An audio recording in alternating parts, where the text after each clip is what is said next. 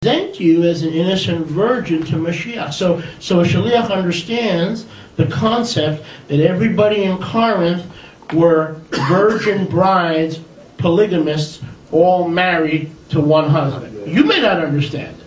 You may not even agree with it. I can care less. A Shaliach understands that the jealousy of Yahuwah is not the jealousy between wives of the same husband. No. Come on. The jealousy of Yahuwah wants the faithfulness to the one husband from all the wives in the community. We're all wives in a spiritual sense. Exactly. Married to Yeshua. Amen. That is the faithfulness that the Shaliach is looking for. Showing one of the things in the life of a Shaliach, he shows people the nature of Yahuwah, even though they assign to him or they attribute to him characteristics that are not his real character.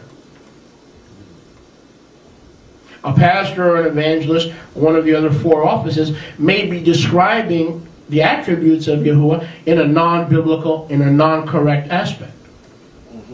Just like I was taught by my pastor. Just like you were taught by your rabbi. Huh? What were we taught by our rabbi? What were we taught by our pastor? And you used to see me, I was arrogant in pride and saying the same thing. God only has one wife.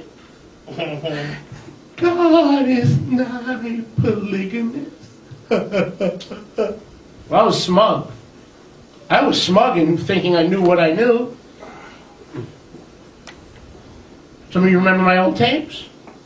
Yes. Some of you remember my old tapes? Yes. God is not a Mormon. He only has one bride. You remember those tapes? Yes. Now I'm ashamed of those things that I preached. I'm ashamed of those things. Just the opposite. Look here. 2 Corinthians 11:2-3. He has one bride, many virgins. One groom. Virgin Pat. Virgin Daryl. Virgin Willie. We're all one bride. That's it. One groom. And that is the jealousy that the Shaliach guards. Which is what? That the bride of Yeshua, made up of many what? Individual wives, are all faithful to guard what? Their commitment to Yeshua and their love for Yeshua, the greatest commandment. So the life of a Shaliach is always involved with presenting Yahuwah correctly, not as religion caricatures him, but as he truly is.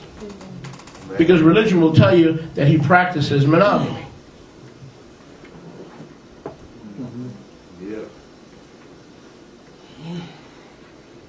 And isn't that interesting? Look at the collective term here, Chris. Help me out, Chris. Some of these folks are they're oohing on me. Look at verse 2. I have given you in marriage, huh? Who's the you? Is he writing to one person at Corinth or to the entire congregation? He's writing to all of them at the same time. It's a multiple you.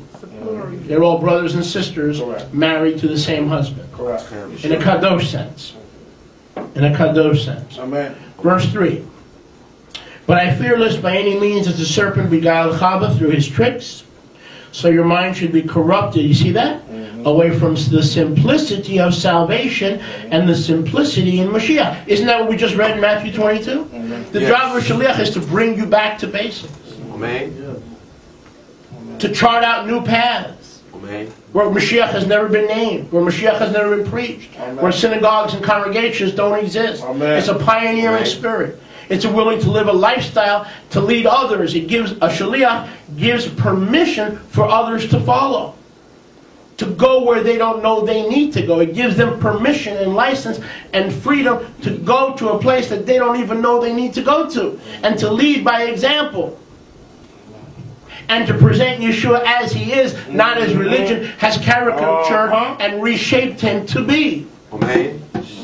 Because when you're in a little religious rut, or you're a prophet or a pastor or a prophet or a teacher, you can get into this, you're teaching on these two things. The prophet is prophesying on those four things. This one is focused on building up a ministry to the AIDS and building up ministry to women and single moms. And we all get into our little corner, and every one of these four fall off it, and in comes a shaliach and goes, whoop, whoop, back to basics. Stop preaching that nonsense. Stop getting off focus. Right back to basics. I'm feeling you. You see the life of a shaliach? Yeah, I'm feeling you.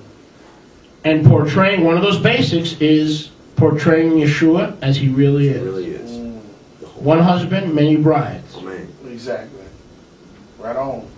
And saying, oh, are you you a new candidate to be Torah observant? Wonderful. Okay, here's how you get started.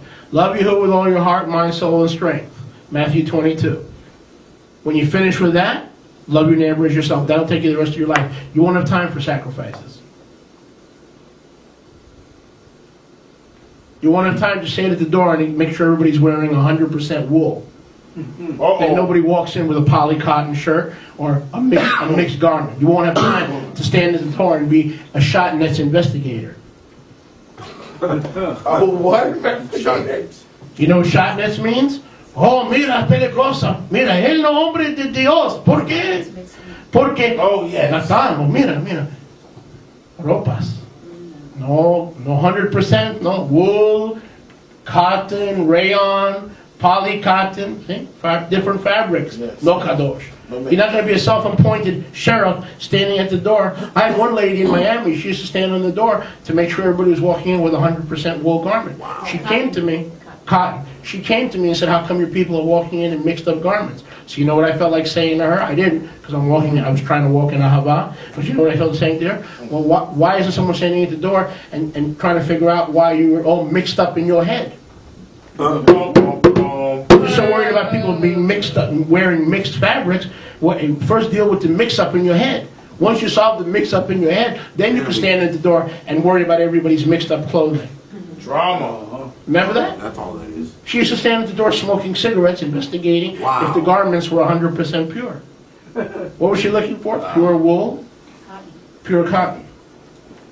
That's the same one who went prostituting 3 weeks later because she needed money.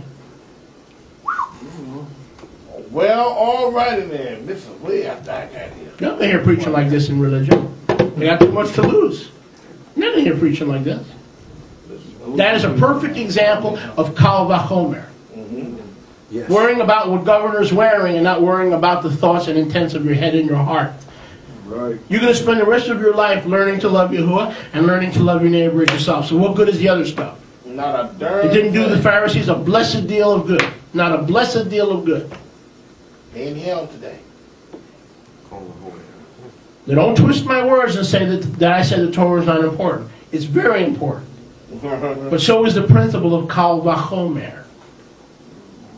Don't turn Kal into Chomer, and don't turn Chomer into Kal. Yeshua didn't say don't do the Torah. He just showed us the greatest mitzvah and the second greatest mitzvah.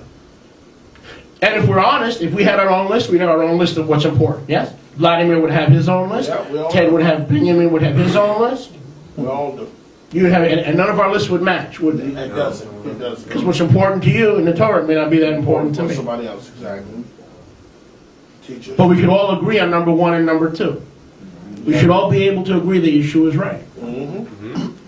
Teach us In the your story. This is good. Thank you, brother. This is very told.